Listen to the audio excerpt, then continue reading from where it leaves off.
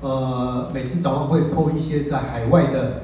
一些这个 FB 上有一些在帮助海外的小朋友的时候，会有很多人会说为什么不从台湾开始？那当然，其实我们从以前到现在看到很多早晚会在帮助我们台湾的小朋友们，还有一些需要帮助的一些朋友们。其实不是只有在海外，在台湾，其实他们已经耕耘了很多很多年。我从小就是受这个早晚会的这个帮助，所以我觉得这个我们这次来当代言人，当这个见证者，我觉得是还蛮适合的。